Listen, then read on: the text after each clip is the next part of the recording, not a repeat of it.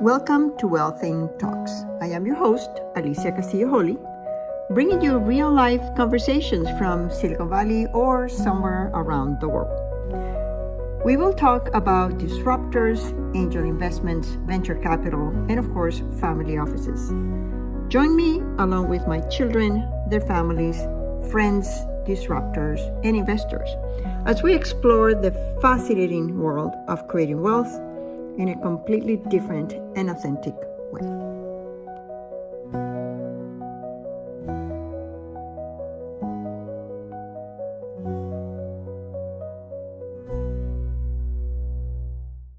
Hello, everyone. Alicia Castillo Holley here. It is absolutely delightful to be able to interview Lisa Nelson. Lisa, welcome. Hello. I am so thrilled to be speaking with you today, Alicia. Thank you. Thank you so much for being here. So I always start with this question because your life has not been predictable, I would say. So how did you get to be where you are now? What happened? Wow. A series of really interesting surprises and plot twists. Unfortunately, I have to start right from the beginning. I was born in Serbia, at that time, Yugoslavia, and my grandparents were both farmers. And, my parents were inspired by the American dream. And by the time I was 5, they said, we need to give our children a better future. And via Austria, we arrived in the US when I was 5 and settled in New York City. Slept on my aunt and uncle's couch for a couple of months while my parents got jobs and saved up money to get their own apartment. And, we have just been going kind of ever since. So that was an amazing inspiration, difficult, of course. And I'm still not only grateful, but in admiration of their courage to be able to pick up and leave everything that they know and their family at, a young age and do ultimately what they felt was better for their own future as well as their family. So that's kind of how I got here and how it all started. And growing up, watching them work 2-3 jobs, moving every year to bigger apartments and different opportunities. And it was, again, I think it instilled this grit and courage and drive that is, difficult to explain and replicate if you haven't gone through something like that. Did they speak any English when they moved Nope. here? Wow. Nothing. And I showed up in first grade. I was here 2 months, maybe 3. Not a lick of English. My mom says I did not speak for 3 months in school. The teachers weren't sure what to make of me. And then all of a sudden, I just started talking. And you don't stop. Yeah, well, yeah. I do a lot of listening, but correct. Yeah. I don't stop. You speak Serbian too? Or Yeah, my grammar is not great. I grew up around my grandparents both coming and living with us for a little while, and they brought ABC books, but because I didn't go to school there, I learned at home and I learned at church, but it's, I can get by, certainly, and I understand most, but it's, the grammar is sometimes lacking, but I try. It's not an easy language. And funny enough, when I got married, my husband had a desire to learn. So it wasn't until I tried to explain to him some of the roles that it kind of clicked as to why it is the way that it is. And my kids kind of dabble in it here. So I'm hoping to maintain a little bit. Oh, that's so interesting. Yeah. And did you ever think there was something that was missing that you wish you had when you were growing up? No. I always felt different, if you will, and almost that I didn't belong to some extent, because from the time I was like 8, I mean, again, my parents were working multiple jobs, and the summer break came and they were like, what are we going to do with you? So they shipped me off to Europe to spend the summer with my grandparents. So, there I was the American girl, and and here I was the Serbian girl. So I think it taught me from a very young age to be observant and to be a good listener and to be adaptable. Obviously growing up here, my lunch was not what my classmates' lunch was. My mom sewed my What was your clothes, and lunch? oh, it was sandwiches that my friends hadn't seen before, and our fried chicken wasn't crispy like the American fried chicken. I mean, it wasn't anything bizarre. I mean, some stews and soups and, things like that. And, but it was just, it was different. And I guess that hit home that, I wasn't like everybody else. And in some ways, kind of looking back, that was a gift that I learned how to both be adaptable and I think how to be a better listener and how to be more tolerant, irrespective of the situation that I was coming into. Wow. If you were to, and now you're here, what are you doing now? And Now, I have an insider view of that, but yeah. So what are you doing this time in your life? How would you well, describe it? yeah, now, so again, I'll go back a little bit in that I was always fascinated with the sciences, funny enough. And I went to Bronx Science, which is a science-based high school. And when I graduated, I mean, at that time, I had no clue what I wanted to do. But I ended up taking on business, and I studied business. And I joined Merrill Lynch during my junior year to pay for my last 2 years of school. And I worked directly on the trading floor. And I have to say, I got bitten by the bug. It was a dynamic environment. It was fast moving. I understood kind of numbers, data correlation, analysis. So it came pretty easy to me. So in supporting the trading floor and providing the analytics and the hedging positions and all of those types of things, it was an amazing start. And I was there for 6 years, and I thought I wanted to be a trader, and I applied for a position, and I lost out to someone with a slightly stronger academic pedigree. Let's put it that way. I think they were from Harvard, and I got really mad. And I started looking, for something else. And I joined an interdealer broker, and again, on a trading floor, managing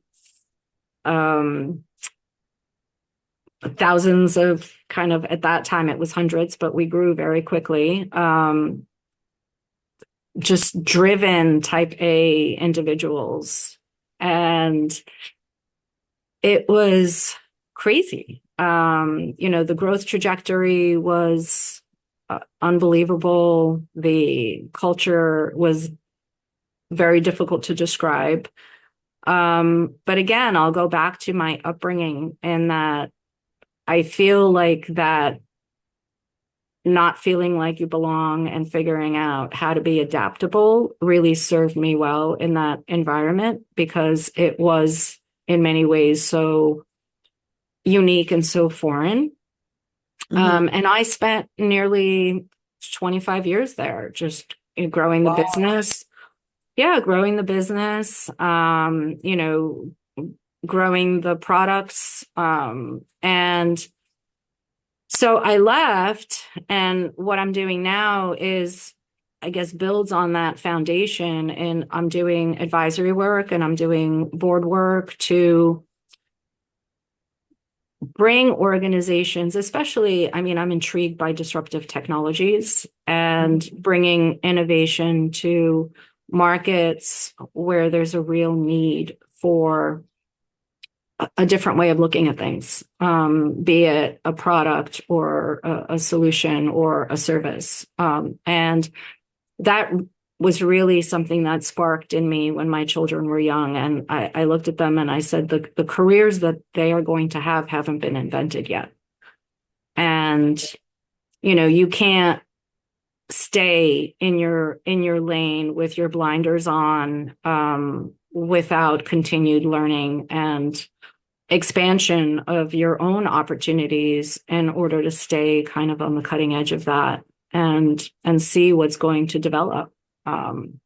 So it was a fascinating ride and a fascinating time. And now I love that I can work with different CEOs and founders that are really making a difference in their industries. And it's terrific.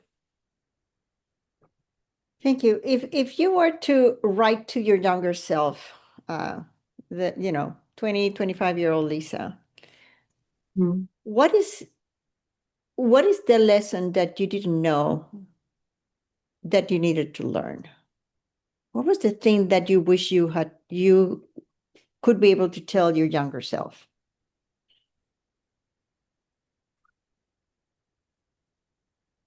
Take more risks.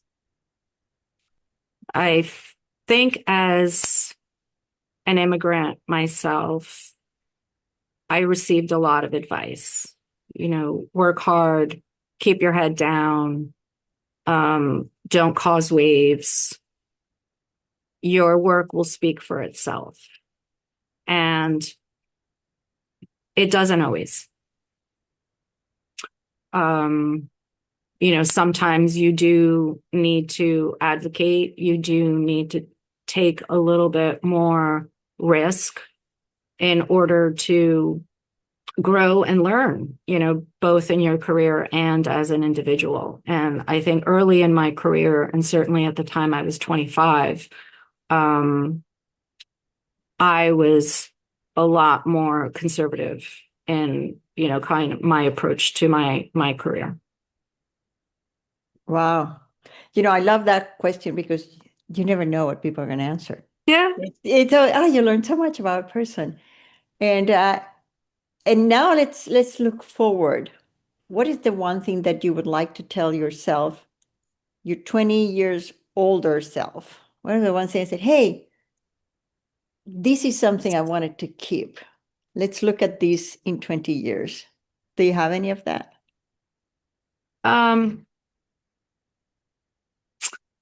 I think authenticity and integrity for me, working on Wall Street, it's obviously a lot about results and the bottom line. And I think maintaining your integrity, there's a duality there. Can you have integrity and do the right thing and still command the results that organizations need to have in order to satisfy whatever the shareholders, the employees? And I think yes. So I think for me, maintaining that in the future is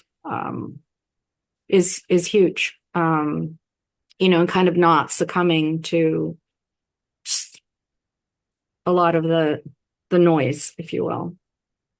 Well, so tell me more about that work in Wall Street, because the only thing I know about Wall Street is the street. I mean, I walk there, but I've never Yeah. really been there. So how and tell us, how was it like? I mean, you get up in the morning. What time do you go up? I assume you had to go to an office? How was it?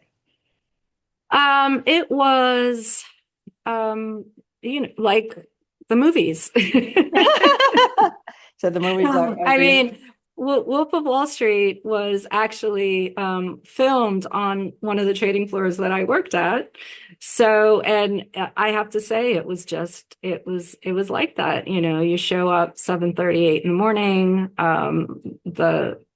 For the most part, guys, it was probably 85, 90% men on the trading floor. Preparing, reading news, preparing for when the markets open so that they know where they are, what they need to do in order to transact for their clients and protect their clients, interests. And it was very dynamic, like I said, and in many ways, like a locker room, if you will, from the vantage point of just the competitiveness and the energy in the room. And what was interesting about it is, depending what you did, your life was very different. If you were a trader versus a broker, I mean, What's the traders. difference? I don't know the difference. People might not know. Yeah. So traders actually, they take positions and they manage their clients' books, right? So their obligation, if you will, is significantly different from someone who, as a broker, who just does the transaction. And at the end of the day, it's like, all right, I did my best, I'm done. And tomorrow's a new day. They don't have any kind of inherent interest in what the underlying value of what it is that they transacted. So it's a very different life and it's a very different lifestyle. And I have to say, as we were growing and I was interviewing a lot of the, especially the young people that we ended up hiring, I was very interested in what motivated them, because that type of position is really not for everybody. You need to have a certain, I think, set of characteristics to do really, really well in that environment. And it isn't for anyone. And that isn't a matter of right and wrong. It's just, what is your inherent personality? Some people are just naturally more competitive or able to process multiple inputs simultaneously, because there are people screaming at you, there are screens flickering, there are phones ringing. So you have to take like a little thing and run and go there. Yeah. Really? And you need to be able to multitask, and it's a very different life than, say, an investment banker or a researcher, where you have that kind of deep thought and that analytical thinking. This is speed, and split second decisions that could make or break whether you do the transaction or not. So it's a very different type of mindset and career. I wonder how computer programs and now AI is changing all of that. Do you have any idea? I have no idea. Yeah, it's interesting. I mean, we went through a period where, because obviously when I joined, everything was still, for the most part, via voice. You were transacting on the phone, you were speaking to individuals. And even with, when I was on the floor, there was a big push towards electronification and electronic trading.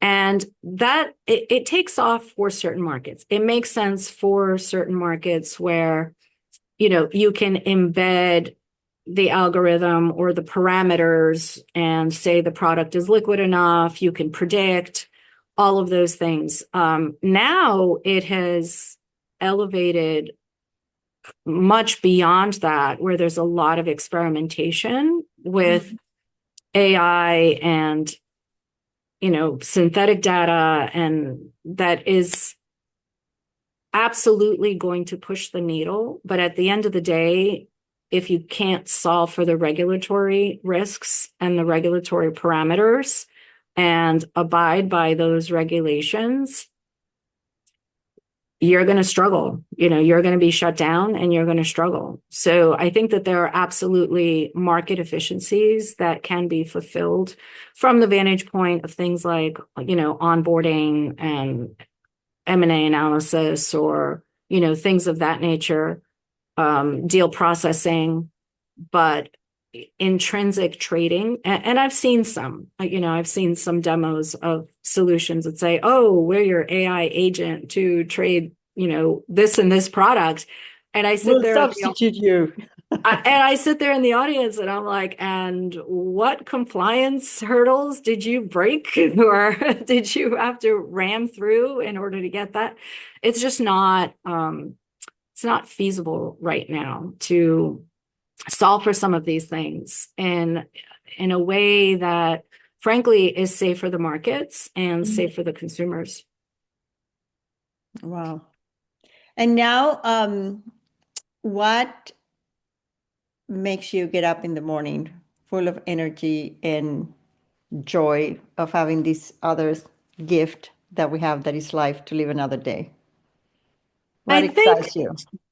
it's it's kind of building the last year or two. I feel for me, it's building my future, my family's legacy, if you will. I mean, I know legacy is often overused and tossed around, but having spent 3 decades on trading floors, making a lot of other people very rich, I became a lot more intentional about my investing journey probably around 3 or 4 years ago. And very grateful that we crossed paths and met in that as well.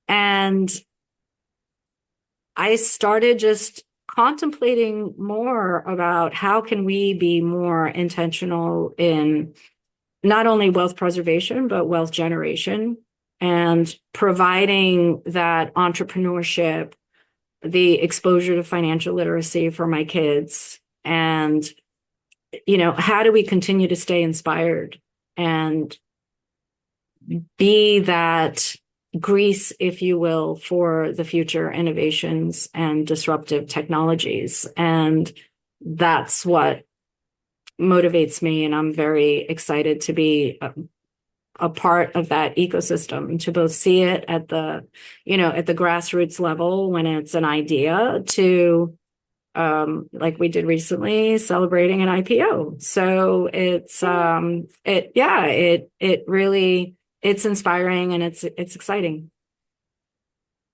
It is very exciting. I like the way you frame it, going from wealth preservation to wealth creation.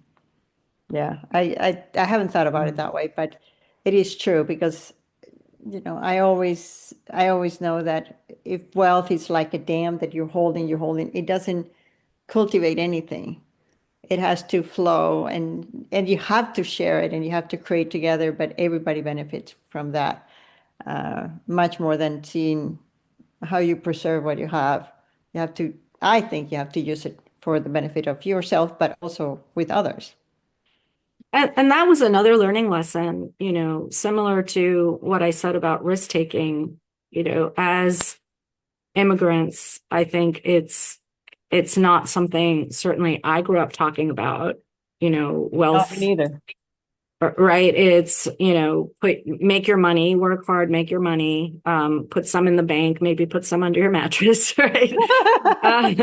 Because, the trust gap is real.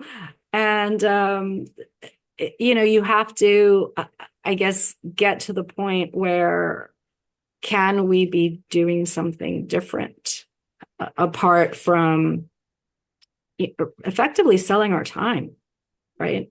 Yeah. Yeah.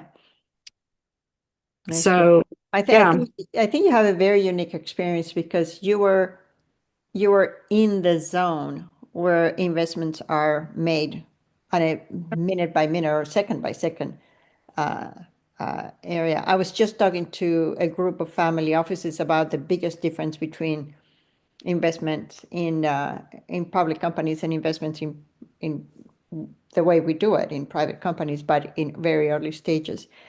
and they asked me what is my secret sauce. I said, there's no secret. The sauce is that I genuinely care for founders. I want to, that's why I like what you say. You create wealth together.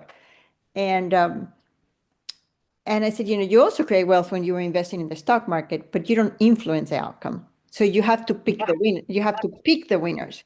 But when you invest directly in a company as an angel or VC, you sometimes when you merge, you create the winners with them, not at their expense. So that's a philosophical difference, but it's an approach of life. And I wonder, how do we bring that to the next generations? What are the changes that we need to make? What do you think? I think it's having the conversations, creating the interest, Mm-hmm. creating that entrepreneurship mentality and that drive.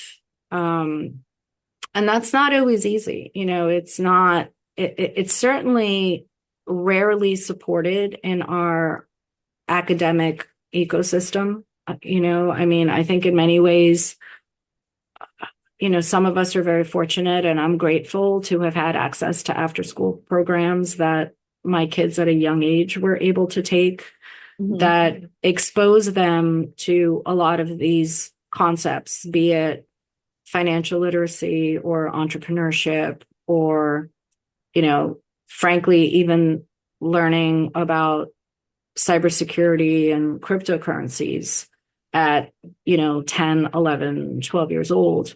But I think continuing to have those conversations and exposing them, it's almost like bring your child to work day should be every day, or certainly try to pick something to expose them to, because you don't know what's going to spark interest in them that they will want to make something better or provide a solution that hasn't existed before.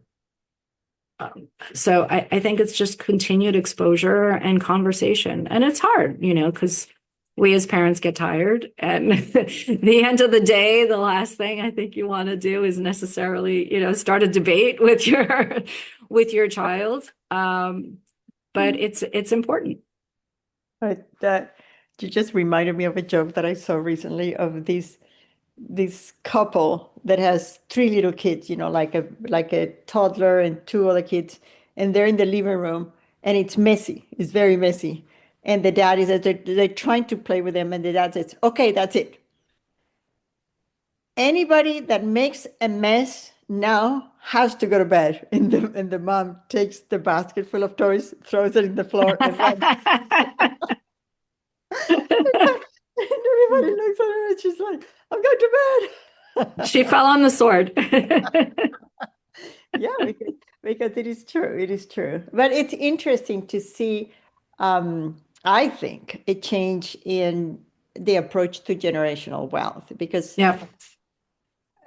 well, most of the people know that I grew up socially. So my parents didn't talk about money. It was something that people that were not smart to go to university did. That was really the philosophy. If you were smart, you became a scientist. But if you were dumb, then you have to go and do something that nobody wanted to do because it was beyond yourself to. It was not as good as it's very interesting because the philosophy here was completely different. But then I came here, and then the whole area was, work hard, save some for your retirement, support your kids when they go to college, and then they're on their own. And there's this new sort of wave that is, hey, let's create generational wealth, but it's not that it stops with me and it starts with you. It's more of a flow of family values. That's at least where my family is going, me with my kids. But I think it's really interesting to sort of evolve that way. And I really like when we talk to my grandkids about the companies that we see, the companies that we invest, we ask for their opinion, and it's so funny. Their answers is one of them said, "Oh, I look at that, but they say, and we were told you cannot," this is the 12-year-old, We were told that when we make a presentation, we cannot say but they say and I think they counted it, I don't know, 13 times, something like that.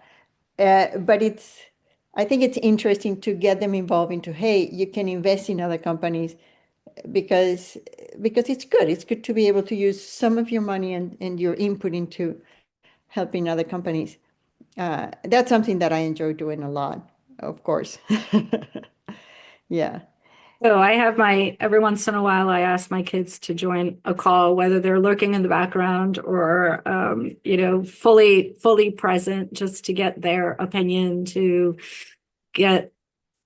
for them to get exposure, because I think it's so important from the vantage point of motivation, right? That entrepreneurial spirit, but also effective storytelling. And attention to details, right? Like, because we'll have conversations around, well, what was missing? What do you think you would have highlighted? And those are very valuable life lessons, if you will, and conversations to be having. Yeah, that's so interesting. Yeah, and what a valuable lesson for them. The exposure to see somebody else take, and I wonder what that's going to happen. We'll have to have them in the podcast in 10 years. Probably I won't be here, but maybe you'll take over. So I want to end this conversation with a question that is very philosophical. When I was 13, I fell off a horse and I was in coma for a few days. And I always, it does make a change. I've talked to some people that have gone through those experiences where you realize that we're really here temporarily, and then I think, who am I? What is my essence? Who I am when I'm not here in time or space? Who is Lisa when I'm talking about Lisa and she's not there? Who's Lisa when you're gone?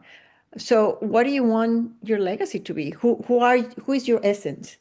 Have you thought about that? I actually have. And while my near-death experience is not nearly as traumatic as yours. Oh, I was there. I didn't, it was not traumatic. Yeah. I just woke up one day and said, oh, I didn't. Oh, I'm here. I actually lived through 3 of them. Hopefully I won't have more. Wow. And I think it brought out in me self-reflection and a self-understanding that, for me, it's important to be a catalyst for as many people as I can be. So a catalyst who inspires, or a catalyst to be that boost of confidence so that people don't give up on their dream or their pursuit, or maybe they dream bigger. And a lot of that is bringing forward just that immigrant entrepreneurial spirit of, you can be more than what you came from, and you can dream bigger than you ever thought you could. And oftentimes you don't even realize the power that you have of changing the trajectory of one person's life just based on a chance meeting, conversation. And, I saw that a lot firsthand, because one of the hats that I wore in my corporate job was also overseeing philanthropic giving. And seeing that spark when someone has hope that they could actually overcome whatever burden that they're currently navigating, or that they could be more than they originally were told that they could be. It's not only magical, but you're also paying it forward. And I tell my boys that all the time. And I said, you have the power to change the world. And of course, I get the eye roll, like, oh, mom. And,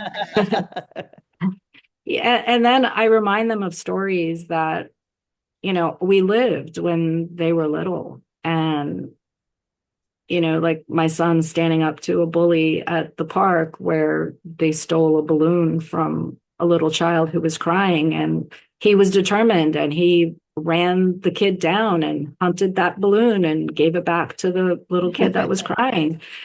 And I said, how do you think that kid felt the rest of the day?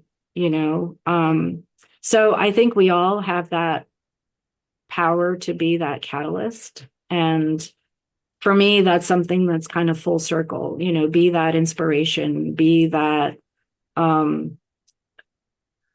comfort or protagonist to inspire somebody to achieve things that they never thought that they could. Yeah, well, that's so important. Yeah. How do people contact you? What is the best way to contact you? Or through us? Through Wealthing. Thrilled to be building alongside you guys now. And LinkedIn also is fine. Yeah, we'll put it there. Lisa, thank you so much for spending this half an hour with us, just to the minute. I really, really enjoyed getting to know you better. Thank you so much. No, thank you for having me. It was a real pleasure. Well, thanks for sharing this time with us. Lisa is a member of the Wealthy VC Club, and she is now part of our advisory group. She advises family offices on how to make investments in early stage companies, and she's part of our team, and it's fantastic. One of the things that I got out of this conversation was the approach that aligns with our approach, which is not preserving wealth, but really creating wealth, because the wealth has to go and flow and serve others, not just ourselves. And then we take part of it. Thank you again for being with us. This is your host, Alicia Castillo Holley, and I'll see you in the next episode. Happy Thanksgiving.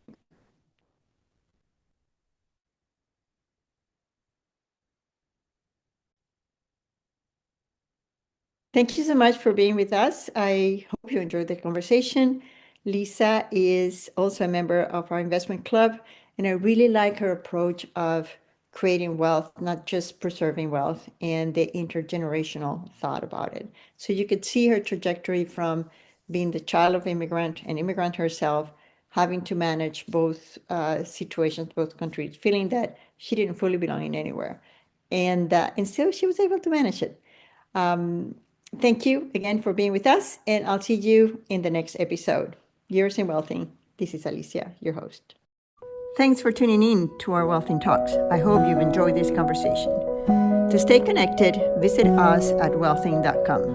This is Alicia Castillo Holley, your host, and until next time, yours in Wealthing.